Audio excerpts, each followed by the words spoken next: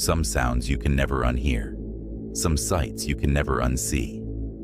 I was 14 when my world broke apart. The cemetery dare seemed like nothing, just a moment of teenage stupidity. Jake daring me to knock on an old tomb. 3 knocks. 1, 2, 3. The third knock felt different, like something answered from inside the stone. We laughed then. God, how we laughed. The first night, the knocking was subtle. Tap, tap, tap, against my bedroom wall. I thought it was nothing. Old house, settling pipes, wind. But it was something else entirely. The first time I saw it, I was convinced I was going crazy. It emerged from the corner of my bedroom, a figure that shouldn't exist in any realm of reality. Tall, too tall. Limbs that bent at impossible angles, like a human skeleton stretched beyond human proportion. Its face was a nightmare of shifting shadows, features that never quite settled.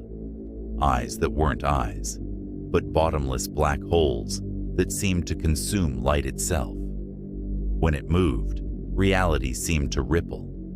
My parents thought it was stress, anxiety, teenage imagination running wild. They took me to doctors, therapists, psychiatrists. Each one looked at me with that same mixture of concern and disbelief. But the figures kept coming. In mirrors, they'd appear first as distortions, shadows that moved against the light, faces that would push through the glass like it was water, stretching the reflection until it became something else. Mouths that opened too wide, teeth that weren't human, sharp, translucent things that seemed to vibrate with a hunger I couldn't comprehend. My bedroom became a nightmare landscape. At night, the shadows would take shape, sometimes humanoid, sometimes something entirely different. Creatures with too many limbs, faces that would split and reform, a constant parade of impossibility that defied every law of nature. Dr. Martinez was different from the other therapists. She didn't immediately dismiss me. While others talked about hallucinations and mental health, she listened, really listened. "Tell me what you see," she'd say. I described figures that would emerge from walls, beings that didn't just move through space, but warped space itself. Creatures that seemed to be composed of living shadow, with mouths that opened like black holes, screaming silently. Their forms would shift. One moment a twisted human shape, the next a collection of geometric angles that hurt to look at. The knocking was always there. Tap, tap, tap, always 3 times. Sometimes from the wall, sometimes from inside the mirror, sometimes from spaces that shouldn't exist. My world shrank. School became impossible. I stopped sleeping, stopped eating normally. My parents watched me deteriorate, their faces a mixture of fear and desperation. The beings weren't just visual. They touched me. Cold touches that burned like frost. Hands that would reach through walls. Fingers that were too long, too thin. Touches that left marks. Bruises in shapes that defied human anatomy. Scratches that looked like ancient symbols. Patterns that seemed to pulse with a dark intelligence. I covered my walls with protection. Religious symbols, occult signs, anything that might keep them away. But they found ways through. Always 3 knocks, always a way in. At the height of my breakdown, I saw them everywhere. In reflections, in shadows, in the space between breaths. 2 years of therapy, medication that dulled, but never completely stopped the visions. I learned to exist in a world where reality was a thin, fragile thing, where the border between what's real and what's nightmare is just a suggestion. Some nights, they still come. Tap, tap, tap. Always 3 times.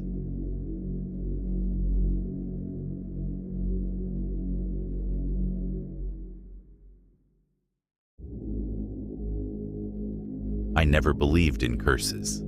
Not until I brought home the wine cabinet from that dingy little flea market in the outskirts of town. It was an antique piece, beautiful in a way that spoke of forgotten history. Dark, intricately carved wood, with Hebrew inscriptions that I couldn't read. The elderly vendor seemed almost desperate to sell it.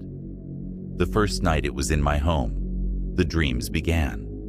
Not ordinary nightmares, but vivid, visceral experiences that felt more like memories that weren't my own. I saw myself, but not myself, in a concentration camp, hiding, terrified, whispering prayers in a language I'd never spoken. I woke up with my sheets soaked in sweat, strange bruises forming on my arms that looked like old needle marks. My body felt wrong, heavy, invaded. By the third day, I was sick. Not a normal kind of sick. This was something deeper. My skin grew pale, almost translucent. My joints ached with a pain that seemed to come from somewhere else entirely. Doctors could find nothing wrong, but I could feel something inside me changing. The cabinet sat in the corner of my living room, watching, always watching. Strange things started happening in my apartment. Objects would move when I wasn't looking. Whispers in a language I didn't understand would echo through empty rooms. At night, I'd hear scratching sounds coming from inside the cabinet, soft at first, then growing more insistent. I tried to sell it. 3 different antique dealers refused to even look at it. One crossed himself and backed away, muttering something about a dybbuk, a malevolent spirit from Jewish folklore that possesses the living. My research revealed horrifying details. The box, I learned, was originally owned by a Holocaust survivor who claimed it contained the trapped soul of a tormented spirit. Every owner had experienced progressively worse phenomena: illness, madness, complete psychological destruction. The presence grew stronger.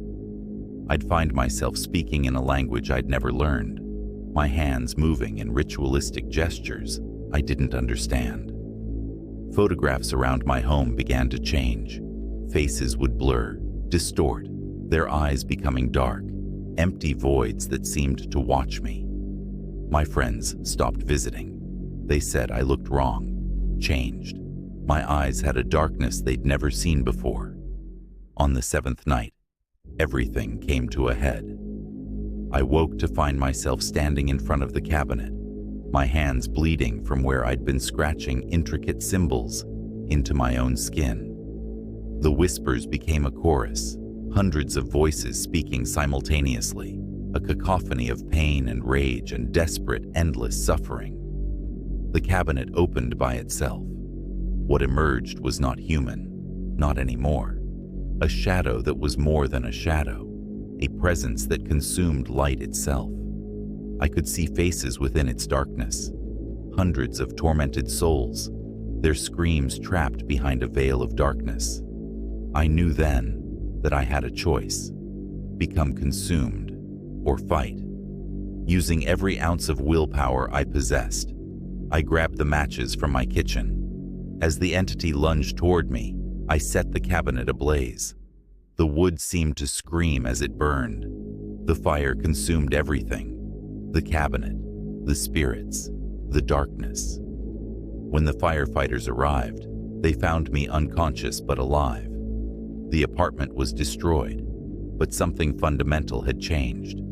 The oppressive presence was gone. I survived. But I am not the same person who bought that cabinet. I live in constant fear. And some nights, when the darkness is complete, I still hear whispers.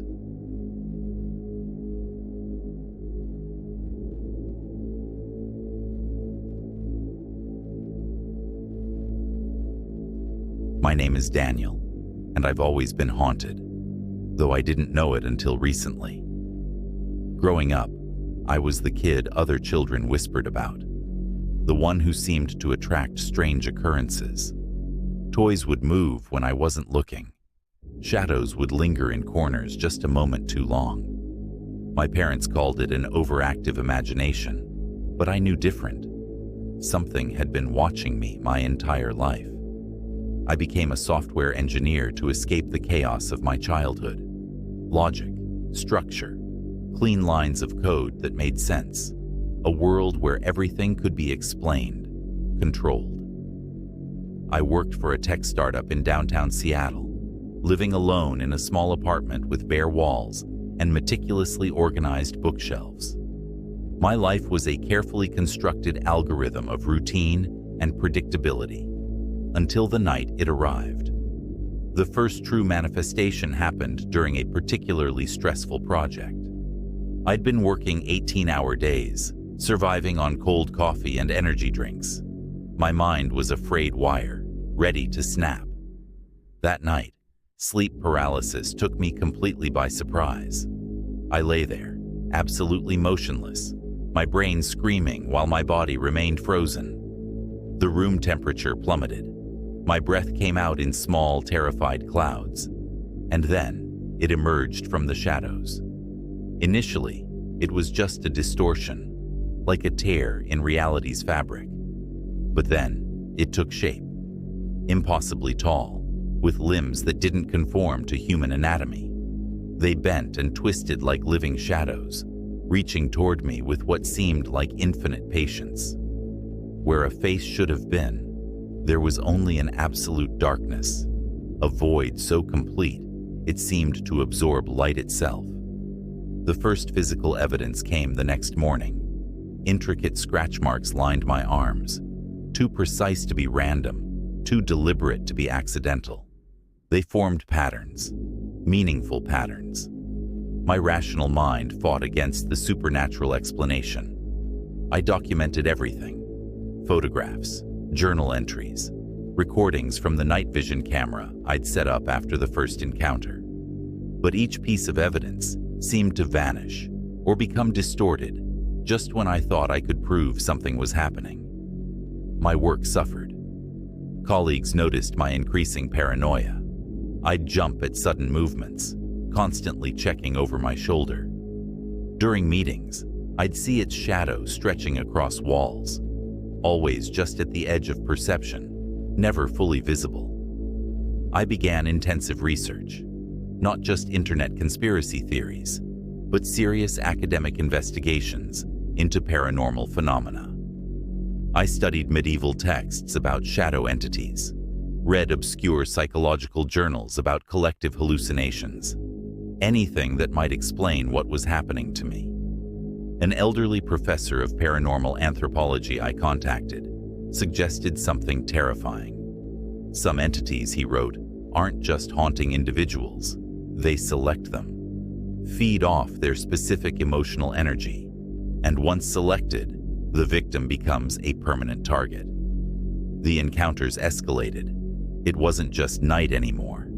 I'd see the entity during daylight, a distorted reflection in store windows, a dark shape moving too quickly in crowded subway cars.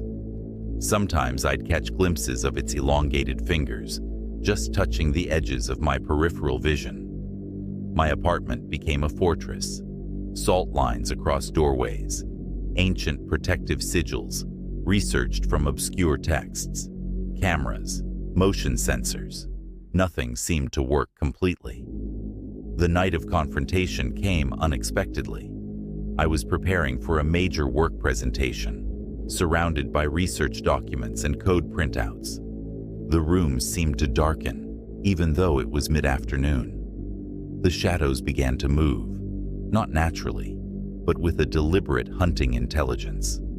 This time, I was prepared. I began reciting an ancient banishing ritual I'd discovered in a rare manuscript, words in a language that seemed to burn my throat, that vibrated with an energy beyond human comprehension. The entity screamed, not with sound, but with a psychic vibration that made reality itself seem to ripple. My nose began to bleed, the walls of my apartment distorted, and then, silence. When I regained consciousness, sunlight was streaming through the windows. The protective sigils were burned into the walls. The salt lines were scorched black. The entity was gone. But I know better than to believe it's truly over. Sometimes, in the reflection of a window or the sudden darkness of a hallway, I catch a glimpse of something waiting, watching, hoping for another invitation.